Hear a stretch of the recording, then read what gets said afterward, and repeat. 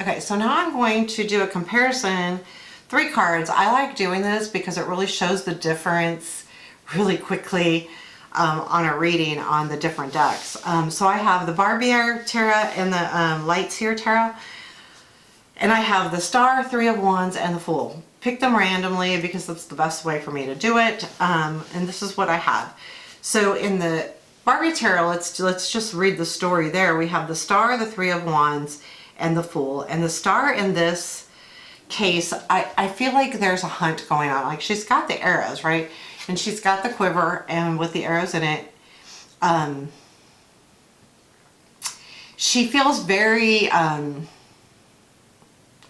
don't feel like she's on a mission as much as she just knows what she's doing and knows what she wants. And that's the feeling I'm getting from the card, the way it looks. I feel like this situation, if we were doing a 3-card reading, the situation is really about that, like knowing what you want to go after, knowing where your dreams lie. And when we get to the 3 of Wands here, there's also that very strong feeling of, I've got this. I've got everything I want. I have got what I need. I have got my dreams in order. There's a fire inside of me and I'm standing in it basically, and feeling very confident. That's the feeling I get from that 3 of Wands, is a very confident feeling. And with that, I'm going to start something new, right? The Fool. I'm going to start something that I'm very proud of, and at the same time I'm going to take a little piece of me that maybe I'm not going to show the world right away, or maybe that the world doesn't know about me. And I'm going to start it and have fun. And just like, that's the feeling. He's holding that skull. That's what I'm doing. He's holding that skull, but he's got a mask. But he kind of like just feels almost like playing around. Like, you know, that kind of kidding around, playing around. But yet the energy I get from that 3 of Wands is really a lot of fire involved in that. So I feel like it really is saying, you know, this energy of this reading is about someone that really knows what they want with confidence. And in the Star, it's a softer confidence. But then as I move forward into the 3, I've got the real fiery, no, I got this, man. I've got the world by my hands. I mean, she is standing there, and it really looks to me like I won. But because I won, now that I can move on and do something new and something more fun and something that really will bring more joy into my life, because I don't necessarily have to do the way I've always done things. I'm going to use that Fool energy to move forward. So that's kind of how I see that one. And if I look at the Light Seer, I've got the Star. I'm moving it into light. I feel like this Star, it's more of a hope. Like she's looking up to the stars, almost like wishing for that thing to happen. It's kind of got the same energy, but it's different. And then the 3 of Wands, definitely awaiting. You know, she's got this. She's got her surfboard. She's got the torches that are lit, and it's lighting the way. And now I'm waiting for those waves to come in so I can grab a hold of one and go. And that's the energy I'm getting here, is that I'm going to grab a hold of that. So this is what I'm wishing for. I'm wishing for something, and I've really got a lot of hope that it's going to be the right thing. And as I wait to catch my wave, so to speak, as I wait for that wave, those waves to come in so I can get on my board and go, I'm going to do it, and I'm looking at the Fool, without worry. I'm just going to grab it, and I'm going to go, and I'm going to move forward, and I'm going to use that energy of the Fool and not worry about where I land or any of that. I'm going to take it with a childlike attitude.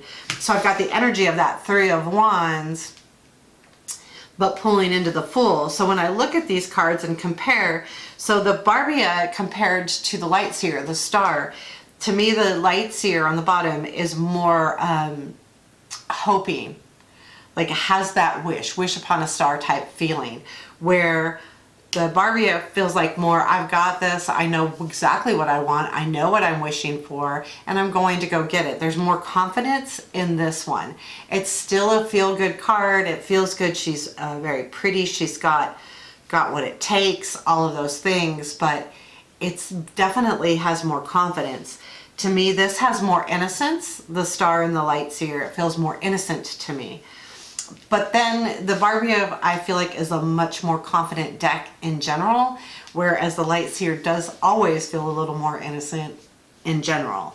And then we have the Three of Wands, where I feel like the Three of Wands in the Barbieri says, I've got it. Like, I'm not waiting for my tide to come in. I'm not waiting for those tides so I can catch my wave. I've got it. So this one is more, I've got it now feeling. And where the Light Seer, I feel, is more like, okay, I'm going to grab that wave and go, but I have to wait for those waves to come in, because she's waiting for the tide to come in so that she can catch her wave. That's what I see, because she's got the surfboard. And then with the Fool, I feel like he's more playful, but he's also masked. So I feel like there is a fool element to that. I'm going to fool you, so to speak, because I've got my mask on. So I am not necessarily who I intend to be or whatever. That's kind of the feeling I'm getting there. And the Fool in the Light Seer is definitely more playful, more not paying attention to what's going on around her, being in a precarious position but not worried about it, having that playful energy that's more, I'm just going to go do it and I'm not going to worry about it. Where I feel like this guy's a little more of a fool in the sense that he's masking himself. You know, he's got a mask on. So he's playing you for a fool, maybe. Like, maybe that would be a way to read that one. Playing someone for a fool. I did not look up the meaning. I could do that. Because this deck has slightly different meanings. You just never know. The journey begins with desire and no structure. Anything can happen, but it is the flame that beckons us. It is ironic that the experience of life is all preparation for facing death, and all our pieces don't fall into place until that moment. Isn't that interesting? But that's interesting.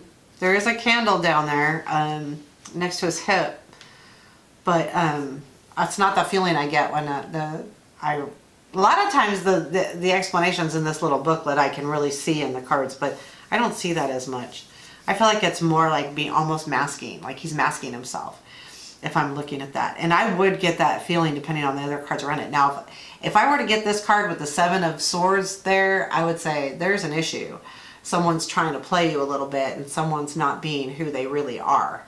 So that's another way to take it. So there you have it. I like doing these because it really shows you straight up like how a reading would be with one deck versus another.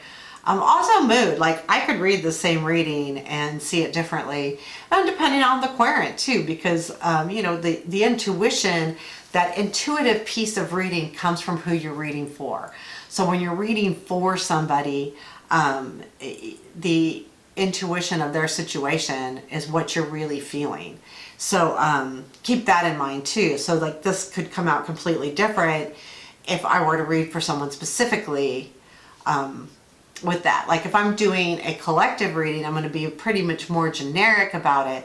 I will say, you know, this is the way I feel, this is the way I see it, because that's what I do, but and to read intuitively, that's what you kind of need to do. So anyway, if you've made it to the end of this, please hit the like button. That really helps me out a lot. Trying to get my channel to grow a little bit. If it does grow, I will probably start doing readings, collective readings. But I just don't have enough people to really set up collective readings yet. So yeah, hope you enjoy.